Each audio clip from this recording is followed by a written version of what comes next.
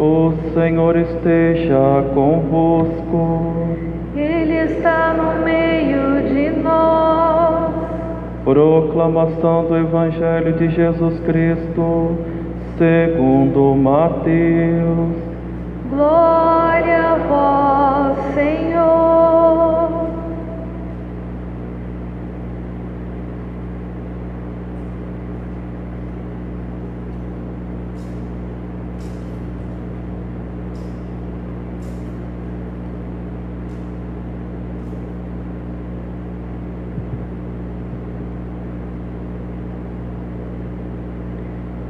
Naquele tempo, Jesus viu um homem chamado Mateus sentado na coletoria de impostos e disse-lhe: segue-me. Ele se levantou e seguiu Jesus. Enquanto Jesus estava à mesa em casa de Mateus, vieram muitos cobradores de impostos e pecadores e sentaram-se à mesa com Jesus e seus discípulos. Alguns fariseus viram isso e perguntaram aos discípulos: por que vosso mestre come com os cobradores de impostos e pecadores? Jesus ouviu a pergunta e respondeu: aqueles que têm saúde não precisam de médico, mas sim os doentes. Aprendei, pois, o que significa: quero misericórdia e não sacrifício. De fato, eu não vim para chamar o justo, mas os pecadores. Palavra da salvação. Glória a vós, Senhor. Louvado seja nosso Senhor Jesus Cristo. Para sempre seja louvado. Ave Maria, cheia de graça, o Senhor é convosco. Bendita sois vós entre as mulheres, bendito é o fruto do vosso ventre, Jesus. Santa Maria, Mãe de Deus, rogai por nós, pecadores, agora e na hora de nossa morte. Amém. Maria, Mãe das vocações, rogai por nós. Caríssimos irmãos e irmãs em Cristo, celebramos hoje com muita alegria esta liturgia festiva, porque hoje é festa, dia de São Mateus, apóstolo e evangelista.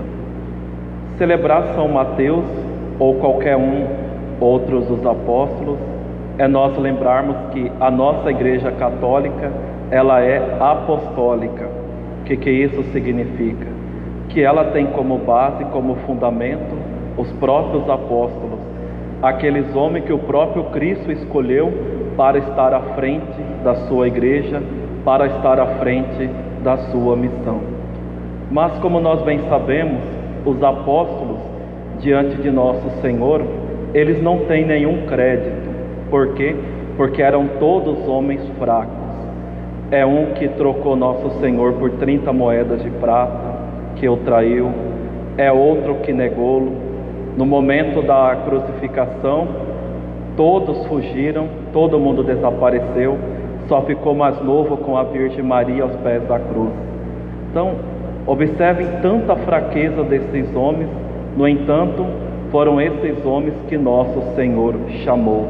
E é aqui que está a beleza da vocação. A vocação, ela é um tesouro tão precioso que Deus guarda em vasos de barro, em vasos que são tão fracos como nós. Por isso que, nesse dia, nessa liturgia, ao refletirmos um pouco o chamado de São Mateus, nós somos convidados a refletirmos a nossa vocação, a refletirmos a que o nosso Senhor nos chama. O Papa Bento XVI, ele diz o seguinte: a vocação não é um merecimento humano. O homem não é o autor da sua vocação, mas a resposta da proposta divina. A debilidade humana não deve causar medo, se é Deus quem chama. É necessário ter confiança na força de Deus, que age precisamente na nossa pobreza. Quando nós somos chamados, nós não podemos ter medo, porque é Jesus que está nos chamando, é Jesus que nos dará a sua graça.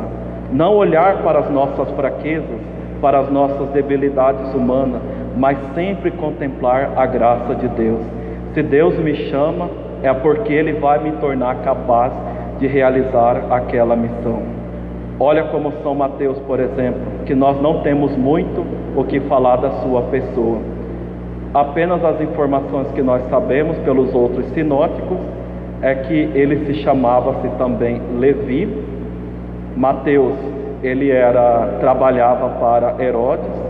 Além disso, ele era arrendatário e por causa disso não era uma pessoa bem vista pelo público, e ao mesmo tempo a sua função era uma função cobiçada pelas pessoas, porque era uma forma de se tornar-se rico, mas rápido.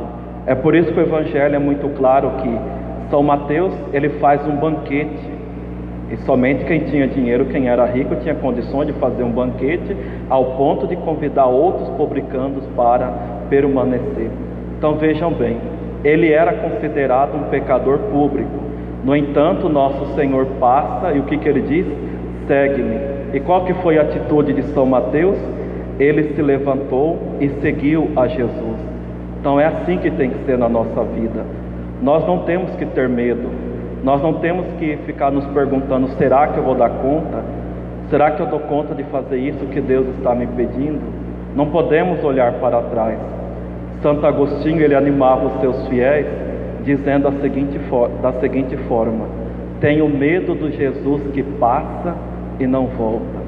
Que o nosso Senhor nos chama, e quando Ele nos chama, nós precisamos responder. Nós não sabemos se Ele vai nos chamar de novo. Pode ser que Ele passe e nós fiquemos perdidos no tempo, na nossa história. Então, levantar-se e seguir a nosso Senhor. E aqui nós percebemos, meus irmãos, um grande contraste que é próprio da vocação, que é a beleza daquele que chama, a sua grandeza, e ao mesmo tempo a fraqueza e a limitação daquele que é chamado. E assim nós nos perguntamos: mas por que Deus confia uma missão tão grande, tão especial às pessoas tão fracas? Quando eu olho para mim, Padre Marco, eu vejo justamente que eu sou tão fraco diante da minha vocação, diante daquilo que Deus me chama. Vocês que são casados, os que estão se preparando para o matrimônio, vocês também podem contemplar isso, ver o quanto que vocês são fracos para essa missão sublime que Deus se chama, ser marido, esposa, mãe, pai. Tudo isso é vocação. Ou quem está se preparando para a vida religiosa, tudo isso é vocação. Então por que Deus permite? É o que São Paulo nos responde na primeira leitura, quando ele diz para nós: vos exorto a caminhardes de acordo com a vocação que recebeste, com toda a humildade e mansidão. Então Deus confia uma missão tão grande a pessoas fracas como nós, justamente porque o vocacionado tem que ser uma pessoa humilde. O vocacionado tem que reconhecer que quem faz não é ele, quem faz é o próprio Deus. É esta a resposta. Quando eu olho para mim, vejo se eu fiz alguma coisa, não sou eu que fiz, eu não faço nada. Quem faz é o próprio Deus que age em mim por meio da minha vocação e do meu chamado. E nós podemos ver vários exemplos, como Nossa Senhora, por exemplo, ela que vai cantar no seu hino: Ele olhou para a pequenez de sua serva, o Todo-Poderoso fez em mim maravilhas. Então Deus que olha para a pequenez que é a Virgem Maria. Ou até mesmo São Francisco de Assis, certa vez chegaram para ele e perguntaram: por que Deus não chamou outra pessoa para fazer o que ele fez?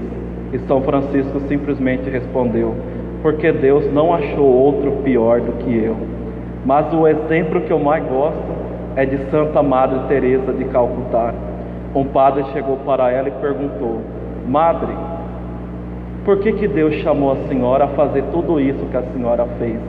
E vejam bem a resposta de Santa Madre Teresa de Calcutá para o padre: Padre, se Deus encontrasse uma mulher mais fraca que eu, mais pecadora que eu, certamente Ele tinha chamado essa mulher e não eu. O vocacionado é uma pessoa humilde, porque reconhece que a sua vocação é obra da graça de Deus. Tudo aquilo que Ele faz é por meio da graça de Deus. É por isso que não temos que ter medo, temos que responder ao nosso chamado. Nós só seremos felizes, meus irmãos, se de fato nós vivermos aquilo que Deus quer. E aqui eu quero entrar, e assim já encerro esta homilia, aquilo que é o segredo de todo chamado. Toda a nossa vida, todo o nosso ministério, todo o nosso apostolado, ele depende de uma coisa, que é da nossa intimidade com Deus, da nossa relação com Ele. Porque antes de eu ser chamado ao sacerdócio, antes de eu ser chamado a ser marido, mulher, seja lá o que for, eu sou chamado à santidade. Eu sou chamado a viver essa vida íntima com Deus. Me lembro que quando eu era seminarista, o padre reitor vivia falando no seminário, o padre Paulo Ricardo também, quando ele pregava, ele dizia: você não está aqui para ser padre. A gente assustava: meu Deus, o que eu mais quero é ser padre. Falava: você está aqui para ser santo. Então não adianta vocês fazerem os projetos de vocês, se vocês se esquecem que antes de tudo vocês precisam ser santos. Toda a nossa vida, a nossa relação com o próximo, a nossa vida profissional, tudo isso vai depender da intimidade que nós temos com Deus. À medida que nós crescemos no amor a Deus, nós vamos transformando a nossa vida, nós vamos nos tornando santos, apesar das nossas fraquezas, das nossas quedas, nós vamos nos levantando. É assim que aconteceu na vida dos apóstolos, e é assim também que precisa acontecer na nossa vida. Às vezes eu fico muito triste, porque algumas pessoas nos procuram em desespero. O matrimônio está acabando, um já traiu o outro, não sabe mais o que faz, tem os filhos no meio, aquela coisa toda, e começa contando aquela história, eu só vou ouvindo.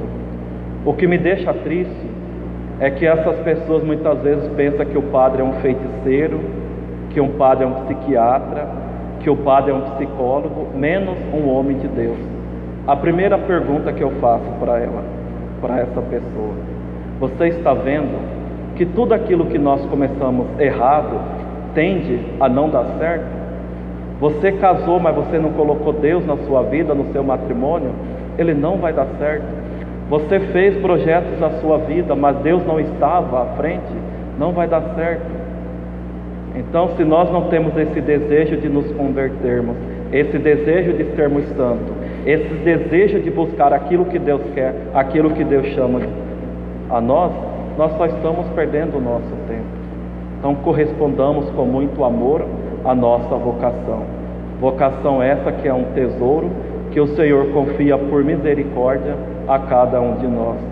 Então, que São Mateus nos ajude nesse dia, nesta Santa Missa, a levantarmos o nosso comodismo e seguirmos a nosso Senhor para onde Ele for. Louvado seja nosso Senhor Jesus Cristo.